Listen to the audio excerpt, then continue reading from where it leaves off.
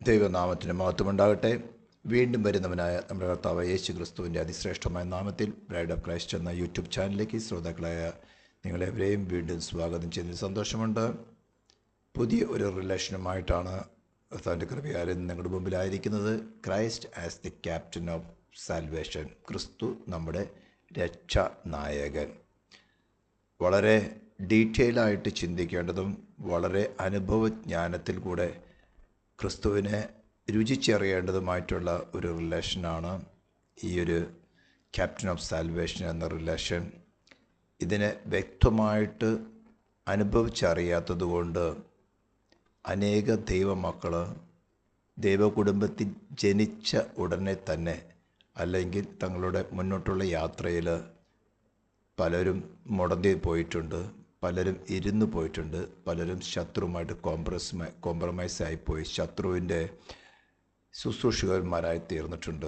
അതുകൊണ്ട് ഈ ഒരു വിഷയത്തിൽ ദൈവത്തിൻ്റെ പരിശുദ്ധാത്മാവ് നമുക്ക് ആഴത്തിൽ വെളിച്ചം തരേണ്ടതിന് ക്രിസ്തു തന്നെ ശബ്ദം കേൾക്കുന്ന ഓരോരുത്തരുടെ ഹൃദയത്തിൽ വെളിപ്പെട്ടുകൊണ്ട് എന്താണ് ഈ റിലേഷൻ കൊണ്ട് ഉദ്ദേശിക്കുന്നതെന്ന് മനസ്സിലാക്കി തരുവതക്കവണ്ണം അല്പസമയം ദൈവസ്ഥലിൽ നമുക്ക് പ്രാർത്ഥനയിലായിരിക്കാം.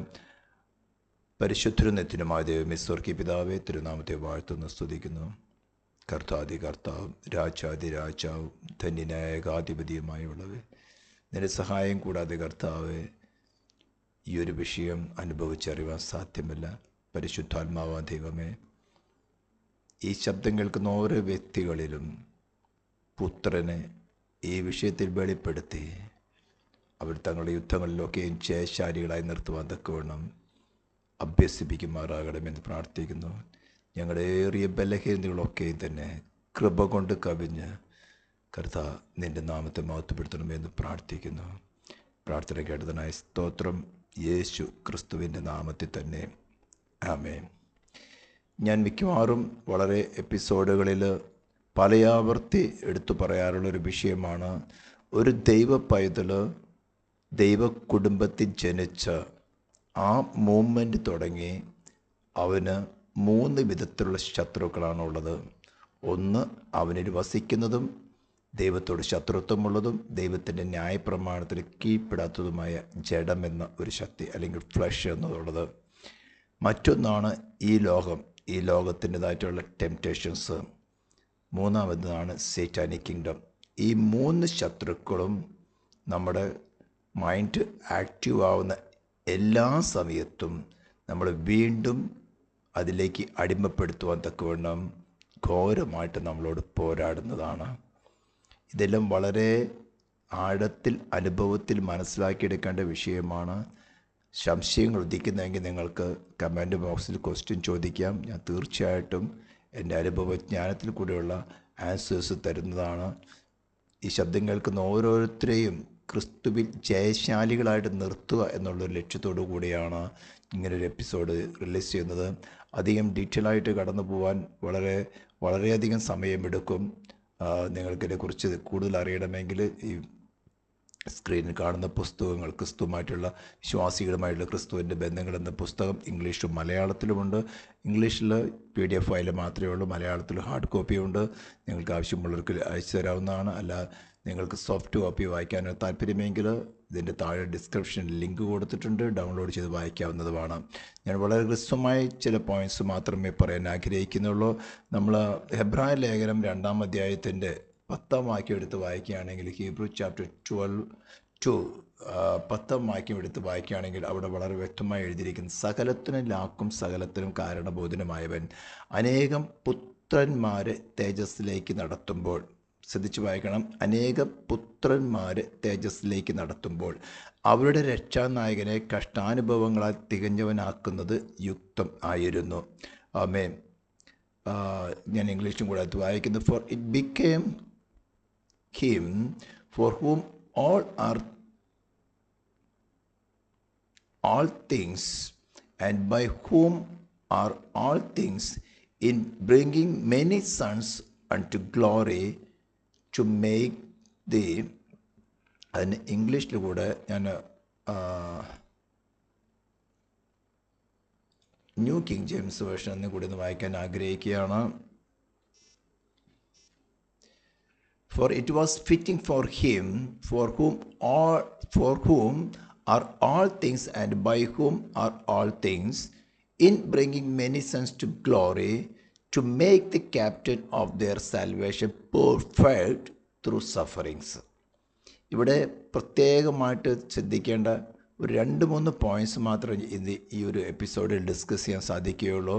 അനേകം പുത്രന്മാരെ. അപ്പോൾ ഇത് പ്രത്യേകമായിട്ടും ഈ ഒരു റിലേഷൻ ദൈവ കുടുംബത്തിൽ ജനിച്ച ദൈവ മക്കൾക്ക് വേണ്ടിയുള്ളതാണ്. സാധാരണ വിശ്വാസികൾ എന്നൊരു വാക്കല്ല അവിടെ ഉപയോഗിച്ചിരിക്കുന്നത്. അനേകം പുത്രന്മാരെ. അടുത്തൊരു കാര്യമാണ് തേജസ്സിലേക്ക് നടത്തുമ്പോൾ.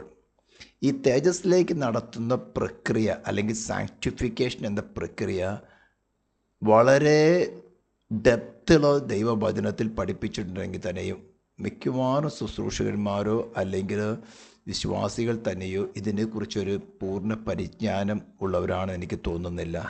അനേകരുടെ നടപ്പും അനേകരുടെ പ്രവൃത്തികളും അനേക പ്രസംഗങ്ങളൊക്കെ കേൾക്കുമ്പോൾ എങ്ങനെയാണ് ഈ ദൈവ കുടുംബത്തിൽ ജനിച്ച പുത്രന്മാരെ, ദൈവ മക്കളെ എന്നല്ല അവിടെ കുറിച്ചിരിക്കുന്നത്, പുത്രന്മാരെന്ന് ഉദ്ദേശിച്ച് കഴിഞ്ഞാൽ ഗ്രീക്ക് ലാംഗ്വേജിൽ ഹിയോസ് എന്നൊരു വാക്കാണ് ഉപയോഗിച്ചിരിക്കുന്നത്. അതായത് ഭേദാഭേദങ്ങളെ തിരിച്ചറിഞ്ഞ് അവകാശം പ്രാപിപ്പാൻ തക്കവണ്ണം മച്യൂരിറ്റി വന്നിട്ടുള്ള ദൈവകുടുംബത്തിൽ ജനിച്ച മക്കളെയാണ് പുത്രന്മാരെന്ന് വിളിക്കുന്നത്. അല്ലെങ്കിൽ ചിൽഡ്രൻ ഓഫ് ഗോഡ് എന്നാണ് ഉപയോഗിക്കുന്നത്. ടെക്ന എന്നർത്ഥമുള്ള ചിൽഡ്രൻ ഓഫ് ഗോഡ്. അത് മറ്റൊരു സബ്ജക്റ്റ് ആയതുകൊണ്ട് ഞാൻ അതിലേക്ക് കടക്കുന്നില്ല. അപ്പോൾ പുത്രന്മാരെ തേജസ്സിലേക്ക് നടത്തുക എന്ന പ്രോസസ്സിനെ കുറിച്ച്, അല്ലെങ്കിൽ sanctification or set apart four God എന്ന പ്രോസസ്സിനെ കുറിച്ച് നല്ല പരിജ്ഞാനം ഈ ഒരു റിലേഷനിൽ ഉണ്ടായിരിക്കണം. എന്തിനാണ് എന്നിൽ ഈ കഷ്ടതകൾ കടന്നു വരുന്നത്? അവിടെ പറഞ്ഞിരിക്കുന്നത് അവരുടെ രക്ഷാനായകനെ കഷ്ടാനുഭവങ്ങളാൽ തികഞ്ഞവനാക്കുന്നത് യുക്തം. അത് ക്രിസ്തുവിനെ സംബന്ധിച്ച പാർട്ടാണ്. അപ്പോൾ അനേക പുത്രന്മാരെ തേജസ്സിലേക്ക് നടത്തുന്ന ആ പ്രോസസ്സ് അല്ലെങ്കിൽ sanctification, set apart four God എന്ന പ്രോസസ്സിലേക്ക് നടത്തുന്നത് എങ്ങനെയാണെന്ന് മനസ്സിലാക്കിയാൽ മാത്രമേ ഈ ഒരു റിലേഷനെ അനുഭവിച്ചറിയാൻ സാധിക്കുകയുള്ളൂ. ഇതിനെക്കുറിച്ച് പഠിക്കാം, ഇതിനെക്കുറിച്ച് വേണമെങ്കിൽ പുസ്തകങ്ങൾ എഴുതാം, ഇതിനെക്കുറിച്ച് പ്രസംഗിക്കാം, ഇതൊക്കെ വളരെ എളുപ്പമാണ്. പക്ഷേ വ്യക്തിപരമായ ജീവിതത്തിലേക്ക് ഇതെങ്ങനെ നടക്കുന്നു എന്നതിനെക്കുറിച്ച് ശരിക്കും മനസ്സിലാക്കണം.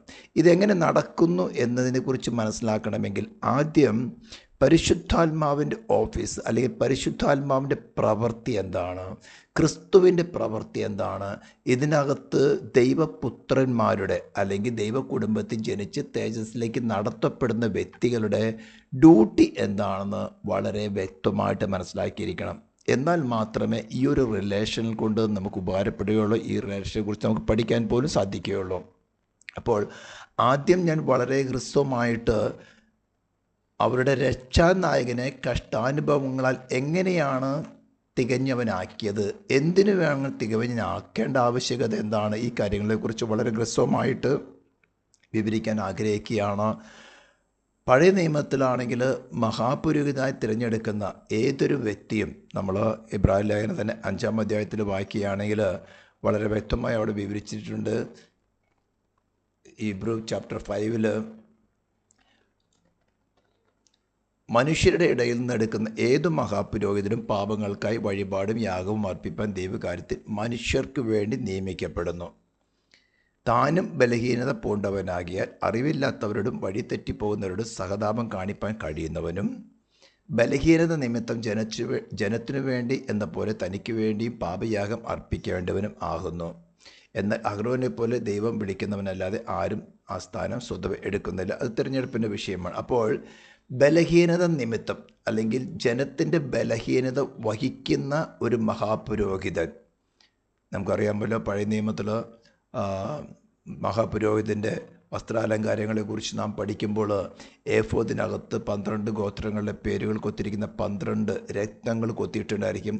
അതുപോലെ തന്നെ മഹാപുരോഹിതൻ്റെ ചുമൽ കണ്ടത്തിൽ ഒരു വശത്ത് 6 ഗോത്രങ്ങളെയും മറുവശത്ത് 6 ഗോത്രങ്ങളെയും അങ്ങനെ 12 ഗോത്രങ്ങളുടെ പേരുകൾ കൊത്തിയിട്ടുണ്ടായിരിക്കും. അതായത് മഹാപുരോഹിതൻ മഹാപാപ പരിഹാര ശുശ്രൂഷയ്ക്ക് വേണ്ടി ആണ്ടിലൊരിക്കൽ അതിവിശുദ്ധ സ്ഥലത്തേക്ക് പ്രവേശിക്കുമ്പോൾ ഈ 12 ഗോത്രങ്ങളെയും തൻ്റെ മാറിവിടത്തിലും തൻ്റെ ചുമലിലും വഹിച്ചുകൊണ്ടാണ് അവിടെ കടക്കുന്നത്. ഇതിനെക്കുറിച്ചുള്ള ഡീപ്പ് സ്റ്റഡിയൊക്കെ നിങ്ങൾക്ക് വേണമെങ്കിൽ ദ ടാബർനാക്കിൾ ഓഫ് ഗോഡ് എന്ന സബ്ജക്റ്റിൽ ഏകദേശം 24 എപ്പിസോഡുകൾ, അത്ര ഡെപ്തിലല്ല എങ്കിലും ഒരുവിധം തിരിച്ചറിവ് പ്രാപിക്കത്തക്കവണ്ണം 24 എപ്പിസോഡുകളിലായിട്ട് ഈ ബ്രൈഡ് ഓഫ് ക്രൈസ്റ്റ് എന്ന യൂട്യൂബ് ചാനൽ നിങ്ങൾക്ക് കാണാം. ഇനിയും കാണാത്തവരുണ്ടെങ്കിൽ അത് കണ്ട് നിങ്ങൾക്ക് ഈ പറയുന്ന കാര്യങ്ങളൊക്കെ വളരെ വ്യക്തമായിട്ട് മനസ്സിലാക്കാൻ സാധിക്കും. അപ്പോൾ നമ്മൾ വിഷയത്തിലേക്ക് കടന്നു വരികയാണ്. അനേകം പുത്രന്മാരെ തേജസ്സിലേക്ക് നടത്തുമ്പോൾ അവരുടെ രക്ഷാനായകനെ കഷ്ടാനുഭവങ്ങളിൽ തികഞ്ഞവനാക്കുക. അപ്പോൾ അനേകം പുത്രന്മാരെ തേജസ്സിലേക്ക് നടത്തുന്ന ആ പ്രോസസ്സ്, നമ്മുടെ ഫൈനൽ ഗോൾ എന്താണെന്ന് നമുക്ക് ഫിലിപ്പിയ ലേഖനം ഒന്ന് എടുത്തു വായിക്കാം. ഫിലിപ്പിയ ലേഖനം 3-ാം അധ്യായത്തിൻ്റെ 21-ാം വാക്യം.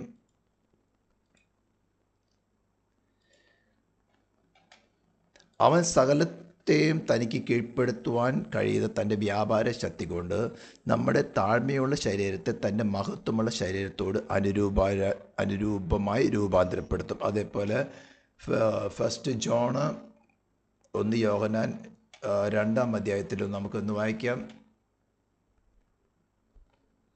3-ാം അധ്യായം. കാൺമീൻ, നാം ദൈവമക്കൾ എന്ന് വിളിക്കപ്പെടുവാൻ പിതാവ് നമുക്ക് എത്ര വലിയ സ്നേഹം നൽകിയിരിക്കുന്നു, അങ്ങനെ തന്നെ നാം ആകുന്നു. ലോകം അവനെ അറിഞ്ഞിട്ടില്ലായതുകൊണ്ട് നമ്മെയും അറിയുന്നില്ല.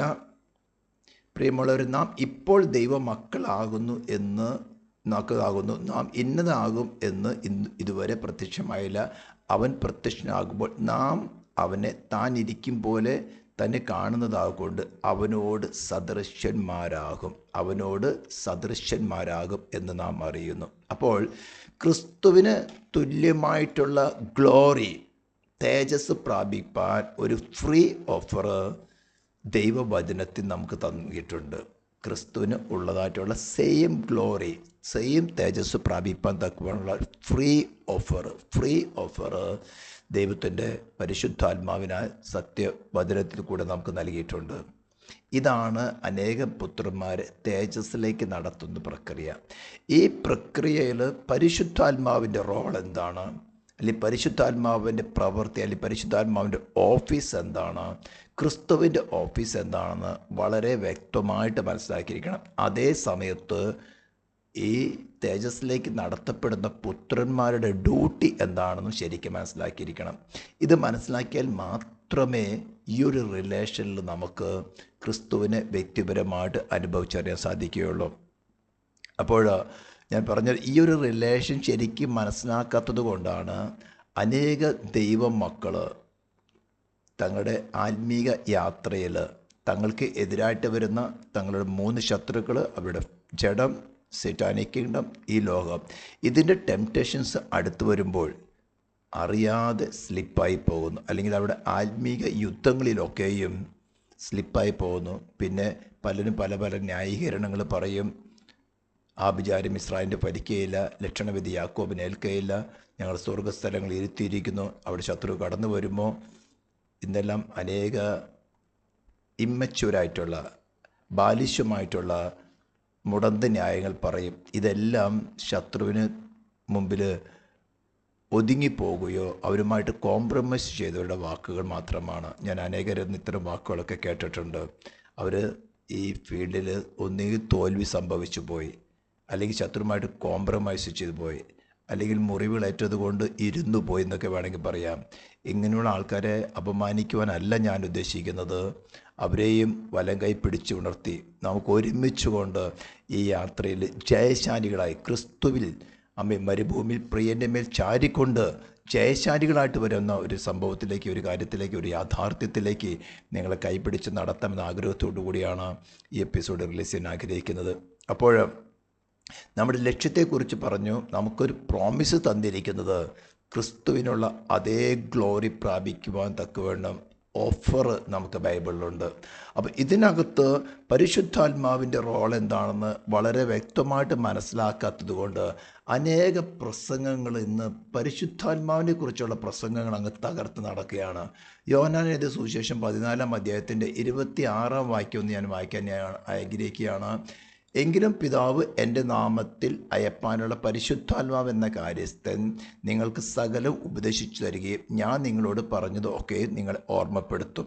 അതൊരു കണ്ടീഷൻ. അതുപോലെ തന്നെ 15-ാം അധ്യായത്തിൻ്റെ 26-ാം വാക്യം വായിക്കുകയാണെങ്കിൽ, പിതാവിൻ്റെ അടുക്കൽ നിന്ന് നിങ്ങൾക്ക് അയപ്പാനുള്ള കാര്യസ്ഥനായി പിതാവിൻ്റെ അടുക്കൽ നിന്ന് പുറപ്പെടുന്ന സത്യാത്മാവ് വരുമ്പോൾ അവൻ എന്നെക്കുറിച്ച് സാക്ഷ്യം പറയും. പരിശുദ്ധാത്മാവ് തന്നെ തന്നെയല്ല നമ്മൾ വെളിപ്പെടുത്തുന്നത്. പരിശുദ്ധാത്മാവ് ഒരു വ്യക്തിയിൽ വന്നാൽ അവൻ്റെ ബലഹീനത, പാപത്തെക്കുറിച്ചും നീതിയെക്കുറിച്ചും ന്യായവിധിയെക്കുറിച്ചും ബോധം വരുത്തും. നമ്മൾ വായിക്കും 16-ാം അധ്യായത്തിൽ. ഇതെല്ലാം വളരെ വ്യക്തിപരമായിട്ട് അനുഭവത്തിൽ മനസ്സിലാക്കിയിരിക്കുന്ന വിഷയങ്ങളാണ്. അവൻ വന്ന് പാപത്തെക്കുറിച്ചും നീതിയെക്കുറിച്ചും ന്യായവിധിയെക്കുറിച്ചും ലോകത്തിന് ബോധം വരുത്തും. അതുപോലെ തന്നെ അതിൻ്റെ 13-ാം വാക്യത്തിലേക്ക് വരുമ്പോൾ, സത്യത്തിൻ്റെ ആത്മാവ് വരുമ്പോൾ അവൻ സകല സത്യത്തിനും വഴി നടത്തും. അവൻ സ്വയമായി സംസാരിക്കാതെ താൻ കേൾക്കുന്നത് സംസാരിക്കുകയും വരുവാനുള്ള നിങ്ങൾക്ക് അറിയിച്ചു തരികയും ചെയ്യും. അപ്പോൾ ഈ സത്യത്തിൻ്റെ ആത്മാവിനെ നമുക്ക് തന്നിരിക്കുന്നത് 14-ാം അധ്യായത്തിൻ്റെ 16-ാം വാക്യത്തിൽ വായിക്കുകയാണെങ്കിൽ, എന്നാൽ ഞാൻ പിതാവിനോട് ചോദിക്കും, അവൻ സത്യത്തിൻ്റെ ആത്മാവ് എന്ന മറ്റൊരു കാര്യസ്ഥനെ എന്നേക്കും നിങ്ങളോടുകൂടി ഇരിക്കേണ്ടതിന് നിങ്ങൾക്ക് തരും.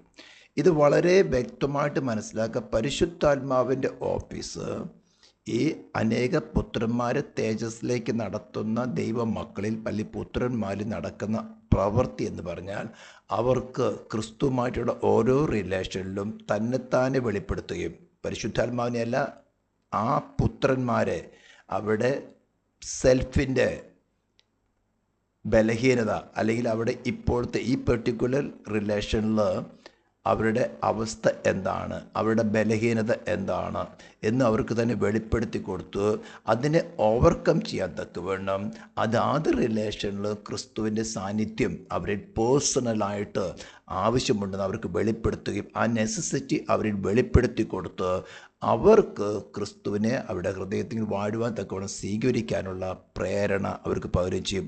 നിർബന്ധത്താലല്ല, നമ്മെ കൂടാതെ നമ്മെ തേജസ്സിലേക്ക് നടത്തുവാൻ ദൈവത്തിൻ്റെ പരിശുദ്ധാത്മാവിന് സാധ്യമല്ല. ഞാൻ വീണ്ടും പറയുന്നു, പരിശുദ്ധാത്മാവിൻ്റെ പ്രവൃത്തി പ്രത്യേകിച്ച് ഈ ഓഫീസിൽ നിന്ന് മാത്രമല്ല എല്ലാ ഓഫീസുകളിലും അവൻ്റെ പ്രവൃത്തി എന്ന് പറയുന്നത് നാം 15-26 വായിച്ചതുപോലെ 15-ാം അധ്യായം ഇത് വളരെ വ്യക്തമായിട്ട് മനസ്സിലാക്കിയാൽ മാത്രമേ ഈ ഒരു കാര്യം നിങ്ങൾക്ക്, ഞാൻ പിതാവിൻ്റെ അടുക്കൽ നിന്ന് നിങ്ങൾക്ക് അയപ്പാനുള്ള കാര്യസ്ഥനായി പിതാവിൻ്റെ അടുക്കൽ നിന്ന് പുറപ്പെടുന്ന സത്യാത്മാവ് വരുമ്പോൾ അവൻ എന്നെക്കുറിച്ച് സാക്ഷ്യം പറയും. He shall testify of me. അപ്പോൾ ഓരോരോ റിലേഷനിലും നമ്മൾ ക്രിസ്തുവുമായിട്ട് നമ്മളെ അടുപ്പിക്കുമ്പോൾ അല്ലെങ്കിൽ ആ തേജസ്സിലേക്ക് നമ്മൾ നടത്തുമ്പോൾ, അനേകം പുത്രന്മാരെ തേജസ്സിലേക്ക് നടത്തുമ്പോൾ, പരിശുദ്ധാത്മാവിൻ്റെ പ്രവൃത്തി എന്ന് പറയുന്ന ഓരോ റിലേഷനിലും, ഫോർ എക്സാമ്പിൾ ഈ ക്യാപ്റ്റൻ ഓഫ് സാൽവേഷൻ എന്ന റിലേഷൻ, ക്യാപ്റ്റൻ എന്ന വാക്ക് തന്നെ നിങ്ങൾക്കറിയാമല്ലോ, യുദ്ധങ്ങളിൽ മുൻപേ നടക്കുന്നവൻ. ഇപ്പം നമ്മൾ ഭൗതികമായിട്ടുള്ള യുദ്ധങ്ങളിലെ ക്യാപ്റ്റൻ എന്ന് പറഞ്ഞാൽ എന്താ, ആർമിയെ നയിക്കുന്ന ക്യാപ്റ്റൻ, അല്ലെങ്കിൽ നേവി ആണെങ്കിൽ എയർഫോഴ്സ് ആണെങ്കിൽ ആ ഒരു ടീമിനെ നയിക്കുന്ന അവരുടെ കമാൻഡർ എന്ന് പറയാം നമുക്ക് വേണമെങ്കിൽ. എന്ന് പറഞ്ഞാൽ കമാൻഡറിൻ്റെ കമാൻഡിനനുസരിച്ചാണ് ആ സേന മുഴുവനും പ്രവർത്തിക്കുന്നത്. അതേപോലെ തന്നെ നമുക്ക് ഈ ഒരു റിലേഷനിൽ നമ്മളെ ക്യാപ്റ്റൻ ഓഫ് സാൽവേഷനുമായിട്ട് നമ്മളെ ഒന്ന് പരിചയപ്പെടുത്തുവാൻ, നമ്മളെ ഒന്ന് അടുപ്പിക്കുവാൻ ഇതൊക്കെ വേണം. ദൈവത്തിൻ്റെ പരിശുദ്ധാത്മാവ് നമ്മളെ കയ്യിലെടുക്കുമ്പോൾ ആദ്യം ക്രിസ്തുവുമായിട്ടുള്ള നമ്മുടെ ഈ റിലേഷനിൽ നാം എത്രമാത്രം മുന്നോട്ട് വന്നിട്ടുണ്ട്, എത്രമാത്രം നാം ഡാർക്ക്നെസ്സിലാണ്, നാം ഈ വിഷയമായിട്ട് എപ്പോഴെങ്കിലും പരിജ്ഞാനത്തിൽ വന്നിട്ടുണ്ടോ, ക്രിസ്തു നമ്മുടെ കാര്യസ്ഥനായിട്ട്, ക്രിസ്തു നമ്മുടെ ക്യാപ്റ്റൻ ഓഫ് സാൽവേഷനായിട്ട് അല്ലെങ്കിൽ രക്ഷാനായകനായിട്ട് നാം വ്യക്തിപരമായിട്ട് രുചിച്ചറിഞ്ഞിട്ടുണ്ടോ, ഇത്തരം കാര്യങ്ങൾ നമുക്കും വെളിപ്പെടുത്തുവാൻ തക്കവണ്ണം ഇതിന് ഓപ്പോസിറ്റായി നിൽക്കുന്ന നമ്മുടെ എനിമീൻസിനെ, അതായത് നമ്മുടെ ജഡത്തിൻ്റെ പ്രവൃത്തികളെ, നമുക്കെതിരായി നിൽക്കുന്ന സൈറ്റാനിക് കിങ്ഡത്തെ, ഈ ലോകത്തിൻ്റെതായിട്ടുള്ള ടെംപ്റ്റേഷന് നമ്മുടെ മുമ്പിൽ ലിമിറ്റഡ് റേഞ്ചിൽ, നമുക്ക് എടുക്കാവുന്ന റേഞ്ചിൽ നമുക്ക് മുമ്പിൽ വെളിപ്പെടുത്തും. അപ്പോൾ അറിയാം ഇവയുമായിട്ടുള്ള നമ്മുടെ ബന്ധം എങ്ങനെയാണ്, നാം ജഡത്തിൻ്റെ മോഹത്തെ അനുസരിച്ച് ജീവിക്കാൻ താല്പര്യപ്പെടുന്നോ.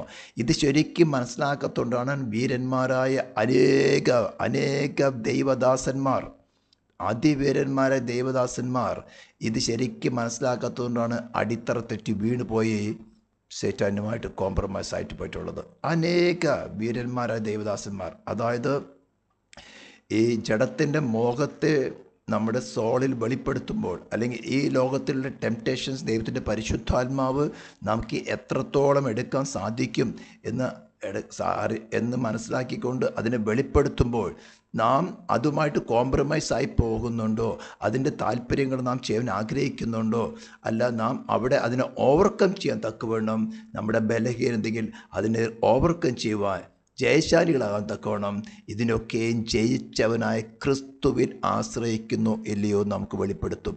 അവിടെ ഒരു ഡീപ്പ് നെസസിറ്റി, ക്രിസ്തുവിൻ്റെ ഒരു ഡീപ്പ് നെസസിറ്റി നമ്മുടെ സോളിൽ വെളിപ്പെടുത്തുമ്പോൾ ദൈവത്തിൻ്റെ പരിശുദ്ധാത്മാവ് അപ്പോൾ മാത്രം ദൈവത്തിൻ്റെ പരിശുദ്ധാത്മാവ് ഉയർത്തെഴുന്നേറ്റവനായ സ്വർഗത്തിൻ്റെ ഭൂമിയിൽ സകല അധികാരമുള്ളവനായ രക്ഷാനായകനായ ക്രിസ്തുവിനെ നമ്മുടെ മുമ്പിൽ വെളിപ്പെടുത്തുകയും ആ പെട്ടിക്കുള്ള ശത്രുവിൻ്റെ മേൽ നമുക്ക് ജയം പ്രാപിക്കാൻ സാധിക്കും. ഞാൻ വർഷങ്ങളായി ഇത്തരം കാര്യങ്ങളെ എൻ്റെ വ്യക്തിപരമായ ജീവിതത്തിൽ മറ്റുള്ളവരുടെ പ്രസംഗങ്ങളിൽ നിന്നല്ല, അല്ലെങ്കിൽ പുസ്തകങ്ങൾ വായിച്ചോട്ടുള്ള നോളജ് അല്ല ഞാൻ പറയുന്നത്, എൻ്റെ വ്യക്തിപരമായ ജീവിതത്തിൽ ആത്മീയ യുദ്ധങ്ങളിലൊക്കെയും ഞാൻ ഇത് ശരിയായ രീതിയിൽ, ഇതിൻ്റെ നെഗറ്റീവ് സൈഡും പോസിറ്റീവ് സൈഡും ശരിയായ രീതിയിൽ അനുഭവിച്ചറിഞ്ഞിട്ടാണ് ഞാനിത് നിങ്ങളോട് പറയുന്നത്. അപ്പോൾ പരിശുദ്ധാത്മാവിൻ്റെ ഡ്യൂട്ടി എന്ന് പറഞ്ഞത് എന്താണ്?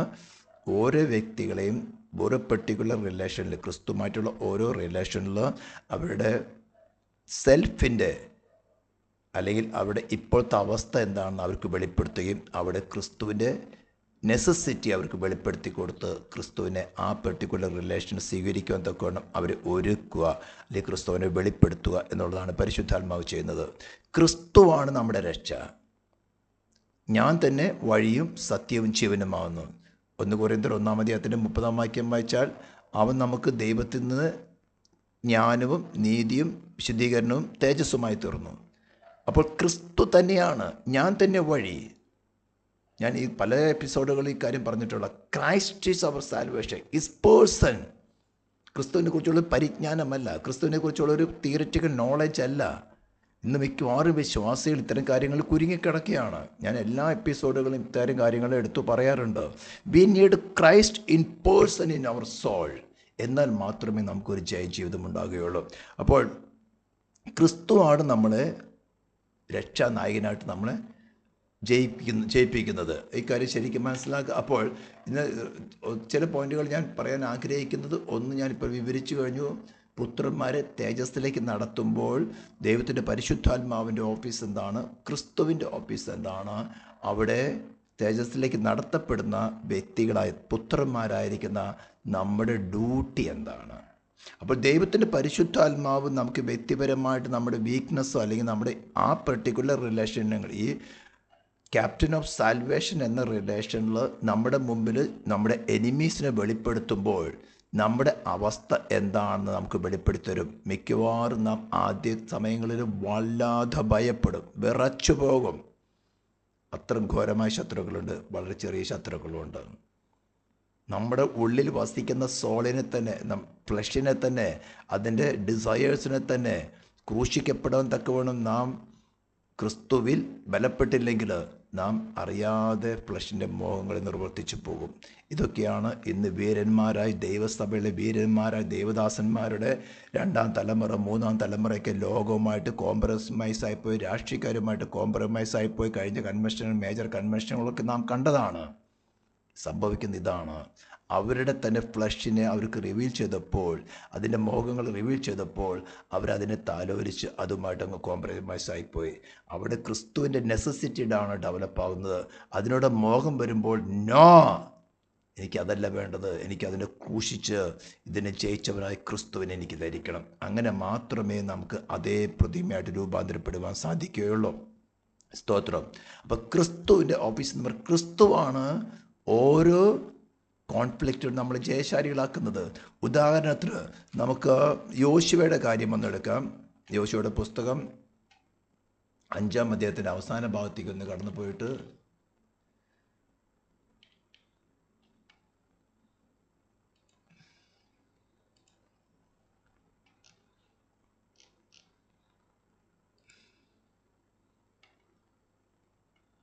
പതിമൂന്നാം വാക്യത്തോടെ ഞാൻ വായിക്കുകയാണ്.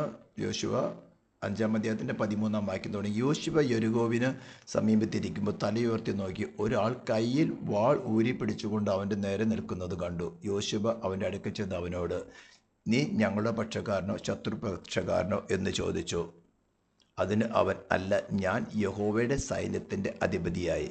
അവിടെ ഇംഗ്ലീഷിൽ വായിക്കുകയാണെങ്കിൽ, ആൻഡ് ഹി സെഡ്, നേ, but as captain of the host of the Lord. ഇതേ റിലേഷൻ തന്നെയാണ് ക്യാപ്റ്റൻ ഓഫ് സാൽവേഷൻ എന്ന് പറയുന്നത്. യഹോവയുടെ സൈന്യത്തിൻ്റെ അധിപതിയായി ഇപ്പോൾ വന്നിരിക്കുന്നു എന്ന് പറഞ്ഞു. അപ്പോൾ യോശുവ സാഷ്ടാംഗം വീണ് നമസ്കരിച്ച് അവനോട്, കർത്താവിന് അടിയവനോടുള്ള കൽപ്പന എന്ന് പറഞ്ഞു. ഞാൻ പല എപ്പിസോഡുകളും ഈ കാര്യം വിവരിച്ചിട്ടുള്ളതാണ്. ഇവിടെ യോശുവയ്ക്ക് മനസ്സിലായി അവൻ്റെ മുമ്പിൽ നിൽക്കുന്നതായിട്ടുള്ള യെരിഹോവിൻ്റെ വലിപ്പം എന്താണ്. അതിൻ്റെ മുമ്പിൽ താൻ വീക്കാണെന്ന്, തൻ്റെ കൂടെയുള്ള ജനം വീക്കാണെന്ന് വളരെ വ്യക്തമായിട്ട് മനസ്സിലായി.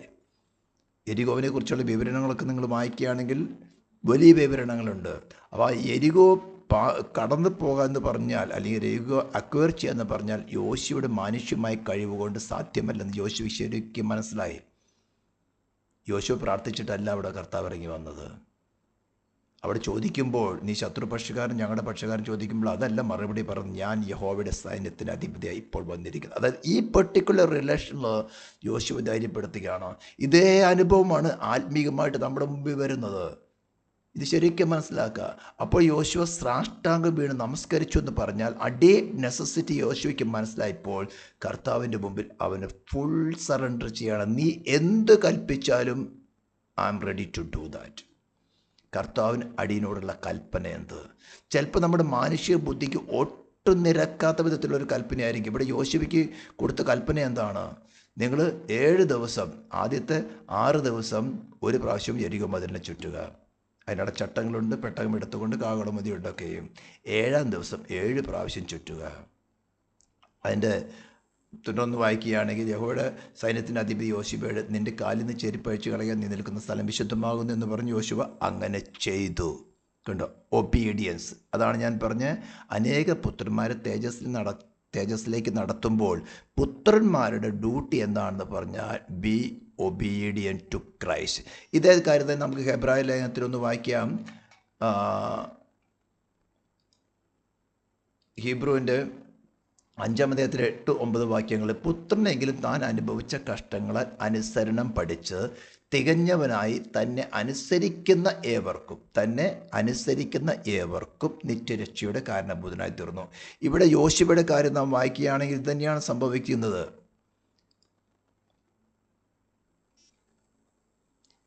അടിയനോട് കൽപ്പന എന്തെന്ന് ചോദിച്ചു. യഹോവയുടെ സൈന്യത്തിൻ്റെ അധിപതി യോശുവയോട്, നിൻ്റെ കാലിൽ നിന്ന് ചെരുപ്പഴിച്ച് കളയുക, നീ നിൽക്കുന്ന സ്ഥലം വിശുദ്ധമാകുന്നു. മുമ്പിൽ വലിയ സൈന്യം നിൽക്കുകയാണ്, വലിയ പ്രതികൂലം നിൽക്കുകയാണ്. കർത്താവ് പറയുന്നതിന് ആദ്യം നിൻ്റെ കാലിൽ ചെരുപ്പഴിച്ച് കളയുക. യോശുവ അങ്ങനെ ചെയ്തു. ഇതെല്ലാം വളരെ വ്യക്തമായിട്ട് 6-ാം അധ്യായം തുടങ്ങി നാം വായിക്കുകയാണെങ്കിൽ, എന്നാൽ യെരിഹോവിനെ ഇസ്രായേൽ മക്കളുടെ നിമിത്തം അടച്ചുറപ്പാക്കിയായിരുന്നു. ആരും പുറത്തിറങ്ങിയില്ല, അകത്ത് കയറിയതുമില്ല. യഹോവ യോശുവയോട് കൽപ്പിച്ചത്, ഞാൻ യെരിഹോവിനെയും അതിൻ്റെ രാജാവിനെയും യുദ്ധവീരന്മാരെയും നിൻ്റെ കയ്യിൽ ഏൽപ്പിച്ചിരിക്കുന്നു. നിങ്ങൾ യോദ്ധാക്കളെ എല്ലാവരും ഒരു വട്ടം പട്ടണത്തെ ചുറ്റി നടക്കണം. അങ്ങനെ 6 ദിവസം ചെയ്യണം. 7 പുരോഹിതർ ആട്ടിൻകൊമ്പ് കൊണ്ടുള്ള 7 കാകളും പിടിച്ചുകൊണ്ട് പെട്ടകത്തിൻ്റെ മുമ്പിൽ നടക്കണം. 7-ാം ദിവസം 7 പ്രാവശ്യം പട്ടണത്തെ ചുറ്റുകയും പുരോഹിതന്മാർ കാകളം ഊതുകയും വേണം. അവർ ആട്ടിൻകൊമ്പ് നീട്ടിയൊതുകയും നിങ്ങൾ കാകളനാദം കേൾക്കുകയും ചെയ്യുമ്പോൾ ജനമൊക്കെയും ഉച്ചത്തിൽ ആർപ്പിടണം. അപ്പോൾ പട്ടണം അതിൽ വീഴും. ജനം ഓരോരുത്തരും നേരെ കയറുകയും വേണം.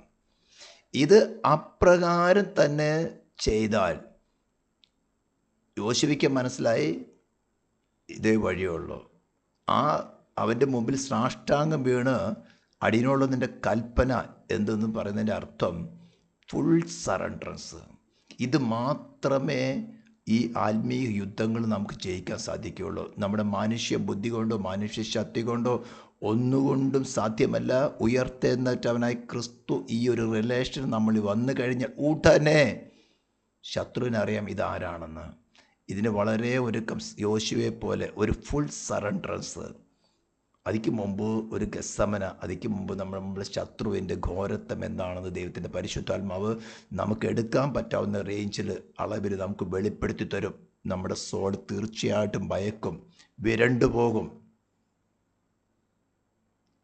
അതിൻ്റെ അതിൻ്റെ ഗംഭീരത കാണുമ്പോൾ ഞാൻ ശത്രുവിനെ ഉയർത്താൻ വേണ്ടി പറയുകയല്ല, നമ്മുടെ വീക്ക്നെസ് എന്താണെന്ന്, നമ്മുടെ സെൽഫിൻ്റെ ഡിസയേഴ്സ് എന്താണെന്ന് ഈ ശത്രുവിൻ്റെ മുമ്പിൽ നമ്മൾ ഒന്നുമല്ലെന്ന് കർത്താവ് നമുക്ക് വെളിപ്പെടുത്തി തരും. പരിശുദ്ധാത്മാവ് നമുക്ക് വെളിപ്പെടുത്തി തരുമ്പോൾ ആ ഡീപ്പ് നെസസിറ്റി നമുക്ക് മനസ്സിലാകും. ഉടനെ നാം അയ്യം വിളിച്ചുകൊണ്ട് തന്നെ കർത്താവിന് വേണ്ടി ആവശ്യപ്പെടും. പരിശുദ്ധാത്മാവ് ഉയർത്തെന്നിട്ട് ക്രിസ്തുവിനെ ഈ ഒരു റിലേഷൻ നമ്മുടെ സോളി വെളിപ്പെടുത്തിയും, ചിലപ്പോൾ ചെറിയൊരു കാര്യം പറയാം, ഒരു പാട്ടായിരിക്കും നമ്മുടെ നാവിൽ തരുന്നത്, ചിലപ്പോൾ അല്പസമയം നിന്ന് ആരാധിക്കാനായിരിക്കും പറയുന്നത്.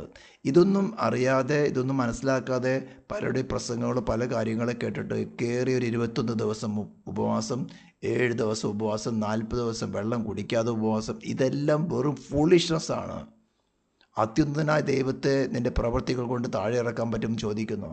No, just empty yourself. Lord, അടിയനോടുള്ള കൽപ്പന എന്താണ്? ശൗല് ചോദിച്ച പോലെ, what shall I do for you, Lord?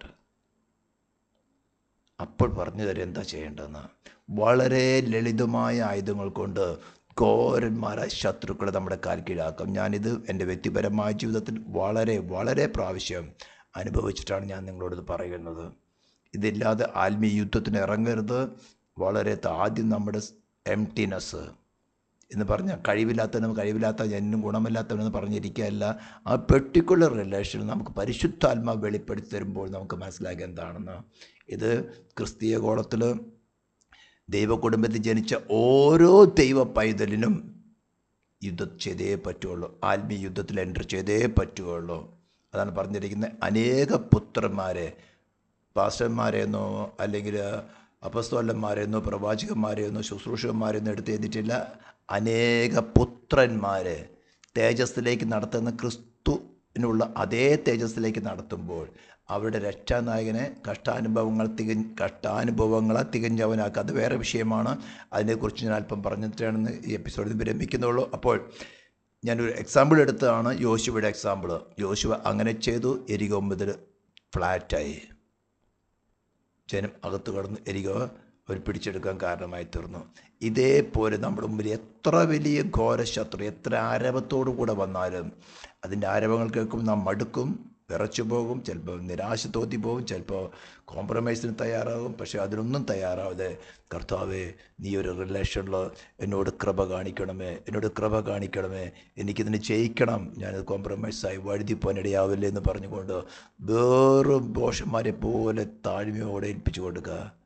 അവിടെ എവിടെയെങ്കിലും നമ്മുടെ സെൽഫിൻ്റെ എന്തെങ്കിലും ഡിസയർ, സ്ഥാനമാനങ്ങളോ അല്ലെങ്കിൽ എനിക്ക് ജയിക്കാൻ സാധിക്കുമെന്നോ അല്ലെങ്കിൽ ഏതെങ്കിലും കൊമ്പുകൾ ഉയർന്നിരിക്കുക, ആ കൊമ്പുകളൊക്കെ അങ്ങ് ഒടിച്ച് കളയുക താഴ്മയോടുകൂടെ. എന്നിട്ട് മഹത്വം അവന് തന്നെ. കർത്താവിൻ്റെ സർവ്വ മഹത്വം ക്രൂശിനുള്ളതാണ്, ഞങ്ങൾക്കിതിലൊരു മഹത്വമില്ലെന്ന് പറഞ്ഞുകൊണ്ട് ഏൽപ്പിച്ചു കൊടുക്കുക. അപ്പോൾ അടുത്തൊരു സബ്ജക്റ്റ് നമുക്ക് ചിന്തിക്കാനുള്ളത്, എങ്ങനെയാണ് ഈ രക്ഷാനായകനെ കഷ്ടാനുഭവങ്ങളാൽ തികഞ്ഞവനാക്കി എന്ന് പറഞ്ഞാൽ നമ്മെ തേജസ്സിലേക്ക് നടത്തുമ്പോൾ നമുക്ക് വരുന്നതായിട്ടുള്ള എല്ലാ ബലഹീനതകളും, ഏതെല്ലാം വിധത്തിലുള്ള പ്രശ്നങ്ങളായിക്കോട്ടെ, ഇതെല്ലാം തൻ്റെ വ്യക്തിപരമായ ജീവിതത്തിൽ തൻ്റെ മനുഷ്യ ശരീരത്തിൽ അനുഭവിച്ചറിഞ്ഞ്, അതിൻ്റെ പീക്കിൽ അനുഭവിച്ചറിഞ്ഞ് അതിൻ്റെ എല്ലാ കാര്യങ്ങളും ഭേദാഭേദങ്ങളെ വ്യക്തമായി തൻ്റെ മനുഷ്യ ശരീരത്തെ അനുഭവിച്ചറിഞ്ഞുകൊണ്ടാണ് അവൻ നമ്മെ രക്ഷിക്കുവാൻ തക്കോണം രക്ഷാനായകനായി തീർന്നിരിക്കുന്നത്. അപ്പം ഞാൻ പറഞ്ഞല്ലോ, നമ്മുടെ ഡ്യൂട്ടി എന്ന് പറയുന്നത് നമുക്കുള്ള കൽപ്പന അനുസരിക്കുക. നമ്മുടെ ബുദ്ധിക്ക് നിരക്കുന്നതല്ല, യോശുവയുടെ ബുദ്ധിക്ക് അല്ല. യോശുവ മറ്റ് ക്യാപ്റ്റന്മാരോടും മറ്റ് ഇസ്രായേൽ ജനത്തോട് പറയുമ്പോൾ തീർച്ചയായിട്ടും അവർ സമ്രക്ഷിത ജാതികളുണ്ടായിരുന്നു, അവർ പിറുപിറുക്കും.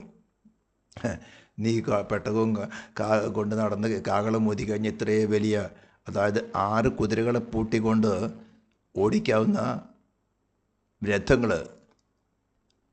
ആ മതിലിൻ്റെ മേൽഭാഗം അത്ര വീതി ഉണ്ടായിരുന്നു. അങ്ങനെയായിരിക്കും അതിൻ്റെ ബേസ് എത്രമാത്രം വീതി ഉണ്ടായിരിക്കും. അത്ര വീതി, പിരമിഡ് പോലെ അത്രയും വലിയ മതിലാണ്. നീ കാകളമൂതിയ മതിൽ വീഴോ? ചിലപ്പോൾ നീ ഒരു പാട്ട് പാടി ആരാധിച്ചു കഴിഞ്ഞാൽ ശത്രുവിൻ്റെ കോട്ട മാറുമോ? അപ്പോൾ സാത്താനെ കുറിച്ചുള്ള പല ഇതുകളും പറയും.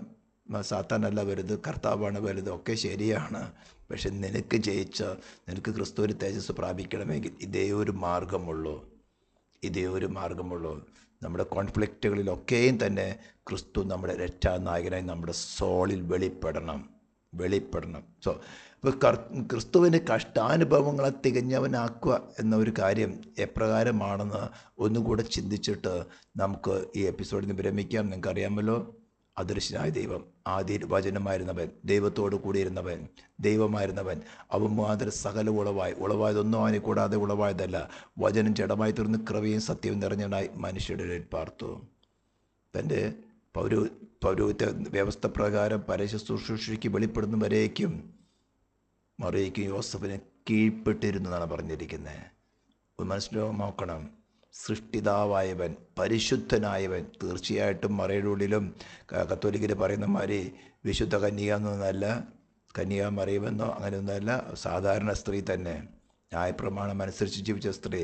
തീർച്ചയായും യോസഫിൻ്റെ ജീവിതത്തിലും മറിയയുടെ ജീവിതത്തിലും അവരിൽ ജഡമുള്ളിടത്തോളം, പാപം വസിക്കുന്നിടത്തോളം അവരിൽ കുറവുകളുണ്ടായിരിക്കാം.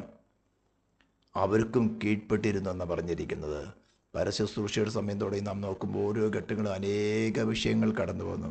ജനം രാജാവാക്കാൻ നോക്കുന്നു, കല്ലെറിയാൻ നോക്കുന്നു, പല പല വിഷയത്തിലൂടെയൊക്കെ തന്നെ തൻ്റെ മുമ്പിൽ വെച്ചിരിക്കുന്ന ടാസ്ക് എന്താണ്, സ്വർഗത്തുനിന്ന് വരുന്ന സമയത്ത് തന്നെ അറിയാം.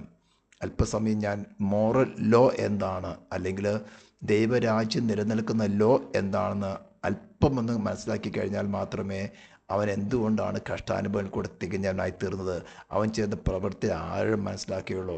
ദൈവരാജ്യം നിലനിൽക്കുന്നത് മോറൽ ലോയിലാണ്, ഫിസിക്കൽ ലോയിലല്ല. നമ്മുടെ ഹ്യൂമൻ ഗവൺമെൻറ്റുകൾ നിലനിൽക്കുന്നത് ഫിസിക്കൽ ലോയിലാണ്. മോറൽ ലോ എന്ന് പറഞ്ഞാൽ മോറൽ ഇൻഫ്ലുവൻസ് അതിൻ്റെ ഉള്ളിലുള്ള പ്രജകളുടെ ഉള്ളിലേക്ക് കൊടുത്തിട്ട് അവർക്ക് തമ്മിലുള്ള ആ റിലേഷനെ മെയിൻറ്റെയിൻ ചെയ്യുന്നതാണ് മോറൽ ലോ. അതിനകത്ത് ഒരു തെറ്റ് കാണിച്ചു കഴിഞ്ഞാൽ അതിന് തക്കതായ ശിക്ഷയുണ്ട്. ആ ശിക്ഷയെ ഡീവിയേറ്റ് ചെയ്യുവാനോ ഇളവ് ചെയ്യുവാനോ മാറ്റുവാനോ ദൈവത്തിന് പോലും സാധ്യമല്ല. ഇതെല്ലാം ശരിക്കും മനസ്സിലാക്കണം. ദൈവരാജ്യത്തിലേക്കാണ് നമ്മെ വിളിച്ചിരിക്കുന്നത്. മിക്കവാറും വിശ്വാസികളുടെ ഹൃദയത്തിൽ ചിന്തത് ഏറ്റു പറഞ്ഞാൽ എന്തെല്ലാം കുറവുകൾ പറ്റും, ഏറ്റു പറഞ്ഞാൽ കർത്താവ് അങ്ങ് ക്ഷമിക്കുമല്ലോ, കുഞ്ഞാടിൻ്റെ രക്തത്താൽ കഴുകണമേ, ഒന്ന് അല്പം മോങ്ങി കണ്ണുനീരൊക്കെ ഒന്ന് കാണിച്ചു കഴിഞ്ഞാൽ അങ്ങ് ക്ഷമിക്കുമെന്നോ. നോ നോ നോ ദൈവം പാപം ക്ഷമിക്കുകയല്ല ചെയ്യുന്നത്, പാപത്തെ മറയ്ക്കുക, ക്രിസ്തുവിൽ മറയ്ക്കുകയാണ് ചെയ്യുന്നത്. 32-ാം സങ്കീർത്തനത്തിൽ ദാവീദ് പറയുന്നതാണ്, ലംഘനം ക്ഷമിച്ചും പാപം മറച്ചും കിട്ടിയ മനുഷ്യൻ ഭാഗ്യവാൻ. ഞാൻ മിക്കവാറും എപ്പിസോഡുകളിൽ പറയുന്നുണ്ട്, പാപത്തെ മറയ്ക്കുകയാണ് ചെയ്യുന്നത്. നമ്മൾ ക്രിസ്തുവിൽ എത്രത്തോളം വസിക്കുന്നുവോ, as long as we abide in Christ, അപ്പോൾ നമ്മുടെ പാപം മറയ്ക്കപ്പെടുന്നു. അല്പം മാറിക്കഴിഞ്ഞാൽ ദൈവിക ഭരണകൂടം നമ്മുടെ മേൽ ശിക്ഷ വിധിക്കും, ദൈവത്തിന് നടപ്പിലാക്കിയേ പറ്റുകയുള്ളൂ. അപ്പോൾ ദൈവിക ഭരണകൂടം എന്ന് പറയുന്നത് പാപം ചെയ്യുന്ന ദേഹി മരിക്കണം. എപ്പോൾ ക്രിസ്തുവിൽ വസിച്ചിട്ടും അനേക പുത്രന്മാരെ തേജസ്സിലേക്ക് നടത്തുന്ന സമയത്ത് പോലും നമുക്കെതിരെ വരുന്ന ശത്രുക്കളുമായിട്ട് കോംപ്രമൈസ് ആയിപ്പോയ ശിക്ഷ തന്നെയുണ്ട്. ദൈവത്തെ ആ ശിക്ഷ ഇളവ് ചെയ്യാൻ സാധ്യമല്ല.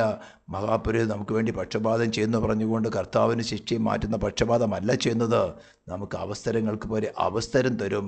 അത് സത്യം തിരിച്ചറിഞ്ഞുകൊണ്ട്, പാപത്തെ വലിച്ചെറിഞ്ഞ് കളഞ്ഞുകൊണ്ട്, ജഡത്തെ ക്രൂശിച്ചുകൊണ്ട്, ലോകവുമായിട്ടുള്ള കോംപ്രമൈസ് ചെയ്യാതെ ക്രിസ്തുവിന് വേണ്ടി നിലനിന്ന് ക്രിസ്തുവിന് ജയം പ്രാപിച്ചവരായി തീരണം.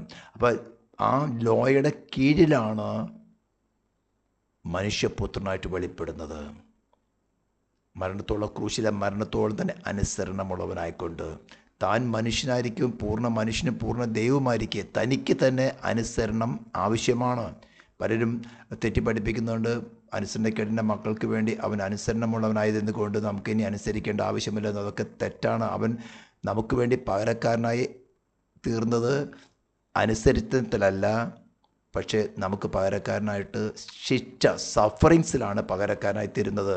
കാരണം അവൻ അനുസരണമുള്ളവനായി, ക്രൂശിലെ മരണത്തോളം തന്നെ അനുസരണമുള്ളവനായിരുന്നത് കൊണ്ട് അവന് ശിക്ഷ ലഭിക്കേണ്ടതല്ല, മനസ്സിലാക്കണം. പക്ഷേ അവൻ പൂർണ്ണ ദൈവം പൂർണ്ണ മനുഷ്യനുമായിരിക്കെ തനിക്ക് വേണ്ടി തന്നെ നിയമം അനുസരിച്ചേ മതിയാകുകയുള്ളൂ. ഇത്തരം തെറ്റായ ഉപദേശങ്ങളൊക്കെ ഇന്ന് ക്രിസ്തീയ ഗോളത്തിലുണ്ട്. അതിനെക്കുറിച്ച് പറയാനല്ല പോകുന്നത്, ഞാൻ ജസ്റ്റ് പറഞ്ഞെന്ന് മാത്രമേ ഉള്ളൂ. അപ്പോൾ അതിൻ്റെ ഉള്ളിൽ നിന്ന് തന്നെ ഈ പാപം ചെയ്ത മനുഷ്യൻ്റെ ശരീരത്തിലും പ്രാണനിലും ആത്മാവിലുള്ള ശിക്ഷ തൻ്റെ ശരീരത്തിലും പ്രാണനിലും ആത്മാവിലും ഏറ്റെടുത്തുകൊണ്ട് അവർക്ക് പകരമായി മരിക്കണം. ഗസമനത്തോട്ടം തുടങ്ങിയുള്ള ഓരോ സംഭവങ്ങളും നോക്കുമ്പോൾ അവിടെയൊക്കെയും പ്രവചനങ്ങളുടെ ഫുൾഫില്ലമെന്ന് നിന്നോണം. രോമം പറിക്കുന്നവർക്ക് തൻ്റെ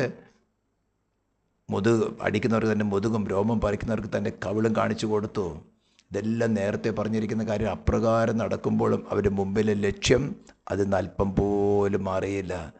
പീക്ക് ടൈമിൽ ഇതേപോലെ തന്നെ പീക്ക് ടൈമിലായിരിക്കും നമ്മുടെ ഉള്ളിലുള്ള ഫ്ലഷിൻ്റെ, ചിലപ്പോൾ നമ്മുടെ കോപത്തിൻ്റെ ആയിരിക്കും, നമ്മുടെ സ്ഥാനമോഹങ്ങളുടെ ആയിരിക്കും ഇത്തരം കാര്യങ്ങളൊന്ന് വെളിപ്പെടുത്തുന്നത്. ഏതാ ഞാൻ പറഞ്ഞ അനേകം പുത്രന്മാരെ തേജസ്സിലേക്ക് നടത്തുമ്പോൾ ഇതേപോലെ തന്നെ അവൻ്റെ മുമ്പിലും ഇതേ അനുഭവങ്ങൾ കടന്നു വന്നതാണ്. അവനെ പിടിച്ച് രാജാവാക്കാൻ നോക്കി, അവൻ അവിടുന്ന് ഒഴിഞ്ഞു മാറുകയായിരുന്നു ചെയ്തത്. ഇന്ന് ആത്മീയ ഗോളത്തിൽ എലക്ഷൻ നിന്നുകൊണ്ടാണ് സ്ഥാനമാനങ്ങൾ എടുക്കാൻ പോകുന്നത്. അപ്പം നിങ്ങൾക്ക് ഇതൊക്കെ ഞാൻ ഏകദേശം പറഞ്ഞു തരികയാണ് ചെയ്യുന്നത്, എന്താ അവിടെ സംഭവിക്കുന്നെന്നുള്ളത്.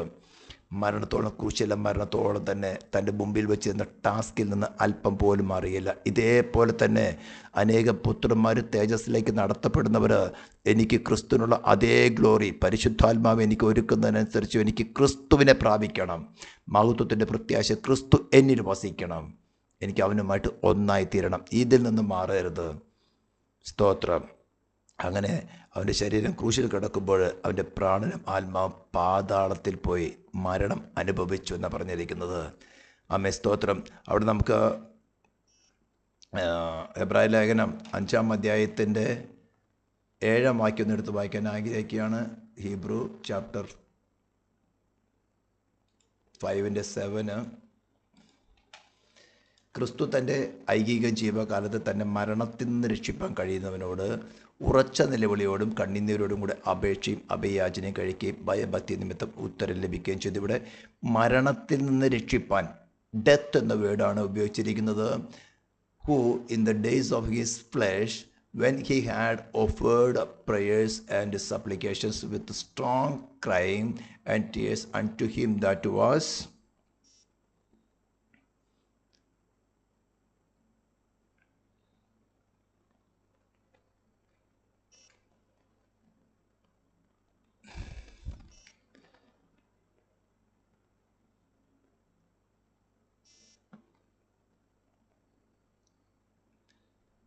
unto him that was able to save him from death. ഇവിടെ ഡെത്ത് എന്ന വാക്ക് ഉപയോഗിച്ചിരിക്കുന്നത്, നമ്മൾ ദൈവവചനത്തിൽ നിന്ന് ഡെത്ത് എന്നും സ്ലീപ്പ് എന്ന വാക്കുകൾ ഉപയോഗിച്ചിട്ടുണ്ട്. ഡെത്ത് എന്ന വാക്കിൻ്റെ അർത്ഥം separation from the God. Sleep എന്ന് പറഞ്ഞാൽ റെസ്റ്റിലേക്ക് പ്രവേശിക്കുക. ദൈവമക്കളെക്കുറിച്ച് പറഞ്ഞിരിക്കുക, അവർ റെസ്റ്റിലേക്ക് പ്രവേശിക്കുകയാണ്, നിദ്ര പ്രാപിക്കുക എന്ന് പറയും. പക്ഷേ ഇവിടെ എത്തിയിരിക്കുന്നത് ഡെത്ത്. അതുകൊണ്ടാണ് എൻ്റെ ദൈവമേ നീ എന്നെ കൈവിട്ടതെന്തെന്ന്. നാം വിശുദ്ധന്മാരുടെ നിദ്രയെക്കുറിച്ച് കൊണ്ടൊക്കെയും അവരുടെ അവസാന ദിവസങ്ങളിലൊക്കെ നോക്കുമ്പോൾ അവിടെ കുറവുകളൊക്കെ ദൈവത്തിൻ്റെ ആത്മാവ് വെളിപ്പെടുത്തി കൊടുക്കുന്നതനുസരിച്ച് കുറവുകളൊക്കെ ഏറ്റുപറഞ്ഞുകൊണ്ട് അവർ ഈ ശരീരത്തിൽ വിടുമ്പോൾ മറ്റുള്ളവരെ കൊണ്ട് ആശ്വസിപ്പിച്ചുകൊണ്ട് തൻ്റെ ഭവനത്തിലേക്ക് പോകുന്ന സന്തോഷത്തോടു കൂടി അവരുടെ മുഖത്ത് ചിരിയുടെയും ജയത്തിൻ്റെയും ഉല്ലാസത്തോടു കൂടിയാണ് പോകുന്നത്. എന്നാൽ കർത്താവ് അവൻ്റെ ആ ശരീരത്തിൽ വേർപ്പെടുന്ന സമയത്ത് അയ്യം വിളിച്ചുകൊണ്ട് എൻ്റെ ദൈവമേ നീ എന്നെ കൈവിട്ടതെന്തെന്ന് അത്യുച്ചത്തിൽ നിലവിളിച്ചുകൊണ്ടാണ് തൻ്റെ ലാസ്റ്റ് മൊമെൻറ്റുകൾ നടക്കുന്നത്. അതായത് വീരന്മാരായ ദൈവ മക്കൾ ജയശാലികളായിക്കൊണ്ട് ശരീരത്തിൽ വിടുന്നത് പോലെയല്ല അവൻ്റെ മരണം നടന്നത്. അവൻ്റെ പ്രാണനും ആത്മാവും പാപം അറിയാത്തവനെ നാം അവൻ്റെ ദൈവത്തിൻ്റെ നീതിയാകേണ്ടതിന് പാപമാക്കപ്പെട്ടപ്പോൾ മരണദൂതനും പാതാളത്തിനും അവൻ്റെ പ്രാണനും ആത്മാവും മേലെ അവകാശം പ്രാപിക്കുകയാണ്. അതാണ് 18-ാം സങ്കീർത്തനം 3-ാം വാക്യം. ഞാൻ എപ്പോഴും പറയാറുള്ളത് പോലെ മരണപാശകളെന്നെ ചുറ്റി, അഗാധ പ്രവാഹങ്ങൾ എന്നെ ഭ്രമിപ്പിച്ചു, പാതാള പാശങ്ങളും എന്നെ തുടർന്ന് പിടിച്ചുകൊണ്ടെന്ന് പറഞ്ഞുകൊണ്ട് സങ്കീർത്തനകാരൻ 18-ാം സങ്കീർത്തനത്തിൽ ദാവീദ് പറയുന്നത് 3-ാം വാക്യം തുടങ്ങി, സ്തുതിയായ യഹോവയെ ഞാൻ വിളിച്ചപേക്ഷിക്കുകയും എൻ്റെ ശത്രുക്കളുടെ കയ്യിൽ നിന്ന് രക്ഷ പ്രാപിക്കുകയും ചെയ്യും. മരണപാശങ്ങൾ എന്നെ ചുറ്റി, അഗാധ പ്രവാഹങ്ങളെ ഭ്രമിപ്പിച്ചു, പാതാള പാശങ്ങൾ എന്നെ വളഞ്ഞു, മരണത്തിൻ്റെ കെണികളും എന്നെ തുടർന്ന് പിടിച്ചു. എൻ്റെ കഷ്ടത്തിൽ ഞാൻ യഹോവ വിളിച്ചപേക്ഷിച്ചു, എൻ്റെ ദൈവത്തോട് തന്നെ വിളിച്ചു. അവൻ തൻ്റെ മന്ദിരത്തിൽ നിന്ന് എൻ്റെ അപേക്ഷ കേട്ടു. തിരുമുമ്പിൽ ഞാൻ കഴിച്ച പ്രാർത്ഥന അവൻ്റെ ചെവിയിലെത്തി. അങ്ങനെ തൻ്റെ ശരീരം ക്രൂശിൽ കിടക്കുമ്പോൾ തൻ്റെ പ്രാണനും ആത്മാവും പാതാളത്തിൽ പോയി മനുഷ്യൻ അനുഭവിക്കേണ്ട, ദുഷ്ടന്മാർ പോയി കഷ്ടം അനുഭവിക്കേണ്ട സ്ഥലത്ത് പോയി ദൈവത്തിൽ നിന്ന് സെപ്പറേഷൻ അനുഭവിച്ചു എന്നാണ് പറഞ്ഞിരിക്കുന്നത്. അപ്പോഴാണ് ക്രൂശിൽ നിന്ന് ആ ശബ്ദം കേൾക്കുന്ന എൻ്റെ ദൈവമേ നീ എന്നെ കൈവിട്ടതെന്ത്. ഇതിനെക്കുറിച്ചുള്ള ഡീറ്റെയിൽ സ്റ്റഡീസൊക്കെയും ദി ഗ്രേറ്റ് സാൽവേഷൻ എന്ന ബുക്കിൽ എപ്പിസോഡുകളിൽ അവിടെ വിവരിച്ചിട്ടുള്ളതാണ്. അതുകൊണ്ട് ഞാൻ അവിടെ വിവരിക്കുന്നില്ല. അപ്പോൾ ദൈവിക ഭരണകൂടം മാനവജാതിയുടെ മേൽ വിധിച്ചതായ നിത്യമായ മരണമെന്ന ശിക്ഷ തൻ്റെ ശരീരത്തിലും ആത്മാവിലും ഏറ്റെടുത്തുകൊണ്ടാണ് അവൻ നമുക്ക് പകരക്കാരനായി തീർന്നത്. അപ്പോൾ അനേക പുത്രന്മാരെ തേജസ്സിലേക്ക് നടത്തുമ്പോൾ അവിടെ രക്ഷാനായകൻ എങ്ങനെയാണ് രക്ഷാനായകനായി തീർന്നത്, കഷ്ടാനുഭവങ്ങളെ തികഞ്ഞവനായി തീർന്നതിനെക്കുറിച്ചൊരു ചെറിയ വിവരണം മാത്രമേ ഞാൻ പറഞ്ഞുള്ളൂ. ഇതേപോലെ തന്നെ തേജസ്സിലേക്ക് നടത്തപ്പെടുന്ന ദൈവമക്കളിലുള്ള നമ്മളിലുള്ള സെൽഫിൻ്റെ മോഹങ്ങൾ, അല്പം പോലും സെൽഫ് നമ്മൾ ഇല്ലാതെ വേണം അതിനെ ക്രൂശിച്ചിടണം. മാറ്റിക്കളയല്ല ചെയ്യുന്നത്, ക്രൂശിക്കണം. അതിന് ദൈവത്തിൻ്റെ പരിശുദ്ധാത്മാവ് നമുക്ക് അവസരങ്ങൾ ഒരുക്കിക്കൊണ്ട് നമുക്ക് വെളിപ്പെടുന്ന അതേ സമയങ്ങളൊക്കെയും അതാത് റിലേഷനിൽ നമ്മുടെ സെൽഫിനെ റിനൗൺസ് ചെയ്ത് അവിടെ ക്രിസ്തുവിനെ ഉയർത്തെഴുന്നേറ്റവനെ ക്രിസ്തുവിനെ സ്വീകരിക്കുക. ഈ ഒരു റിലേഷൻ ക്യാപ്റ്റൻ ഓഫ് സാൽവേഷൻ അല്ലെങ്കിൽ രക്ഷാനായകൻ എന്ന റിലേഷനിൽ നമുക്ക് മുമ്പ് വരുന്ന യുദ്ധങ്ങൾ, ആത്മീയ യുദ്ധങ്ങളിൽ നമ്മുടെ ബലഹീനതകൾ, നമ്മുടെ എല്ലാ ആത്മീയ യുദ്ധങ്ങളും ഒരേപോലെയല്ല. വളരെ ലളിതമായ അല്ലെങ്കിൽ വീക്കായിരിക്കുന്ന ആത്മാക്കളുണ്ട്, വളരെ ഘോരന്മാരായിരിക്കുന്ന ശത്രുക്കളുണ്ട്. വളരെ ഘോരന്മാരായിരിക്കുന്ന നാം വിറച്ചു പോകും. അവിടെയൊക്കെയും കർത്താവേ എനിക്ക് മനസ്സിലായി, ഞാൻ ഇത്രയ്ക്കുള്ളൂ, കഴിഞ്ഞ യുദ്ധങ്ങളിലൊക്കെ നീ എന്നെ ജയിത്തി. അപ്പോൾ കഴിഞ്ഞ യുദ്ധത്തിൻ്റെ എക്സ്പീരിയൻസ് പോരാ, കർത്താവ് എനിക്ക് ഇതിന് ജയിക്കാൻ ഇപ്പോൾ ഇതിനെ ജയിക്കാൻ ആവശ്യമായ മന്ന എനിക്ക് വേണം എന്ന് പറഞ്ഞുകൊണ്ട് അവൻ്റെ മുമ്പിൽ ഇരിക്കുകയാണെങ്കിൽ തീർച്ചയായിട്ടും ദൈവത്തിൻ്റെ പരിശുദ്ധാത്മാവ് ക്രിസ്തുവിൻ്റെ ആ റിലേഷൻ നമ്മൾ ധൈര്യപ്പെടുത്തും, നമ്മളെ ശക്തീകരിക്കും. നമുക്ക് ശരിക്കും നമ്മുടെ സോൾ നമുക്ക് മനസ്സിലാകും, നമ്മുടെ ബോഡി നമുക്ക് മനസ്സിലാകും, ഇതെൻ്റെ മനുഷ്യമായ ശക്തിയല്ല, ഉയർത്തെഴുന്നേറ്റവനായ ക്രിസ്തു തന്നെയാണ്. അങ്ങനെ നമുക്ക് ജയശാലികളായിട്ട് മുന്നേറാൻ കർത്താവ് നമ്മളെ സഹായിക്കും. ഈ വചനങ്ങൾ നിങ്ങളേവരെയും ദൈവം സഹായിക്കുമാറാട്ടെ എന്ന പ്രാർത്ഥനയോടെ കൂടെ ഈ എപ്പിസോഡ് നമുക്ക് വിരമിക്കാം, നമുക്ക് പ്രാർത്ഥിക്കാം. പരിശുദ്ധരും നിത്യനുമായ ദൈവമേ, സ്വർഗീയ പിതാവേ, തിരുനാമത്തെ വാഴ്ത്തുന്നു, സ്തുതിക്കുന്നു. നിൻ്റെ ഒരേ കൃപകൾക്കായി സ്തോത്രം കർത്താവ്. ഈ ശബ്ദം കേൾക്കുന്ന ഓരോരുത്തരെയും ദൈവത്തിൻ്റെ പരിശുദ്ധാത്മാവ് ക്രിസ്തുമായിട്ടുള്ള ഈ റിലേഷനിൽ ശക്തീകരിച്ചാട്ടെ, അനുഭവജ്ഞാനം കൊടുക്കുമാറാൻ പ്രാർത്ഥിക്കുന്നു. അവരുടെ ബലഹീനതകൾ, വൈദ്യുടേതായിട്ടുള്ള ഘോരത്വങ്ങൾ വെളിപ്പെടുത്തുമ്പോൾ സഹിപ്പാനുള്ള കൃപയും കൊടുത്താട്ടെ കർത്താവ്. നിന്നെ കൂടാതെ ജയിപ്പാൻ സാധ്യമല്ല. നിൻ്റെ സ്നേഹത്തിനായി സ്തോത്രം, യേശു ക്രിസ്തുവിൻ്റെ നാമത്തിൽ തന്നെ. ആമേൻ. Thank U.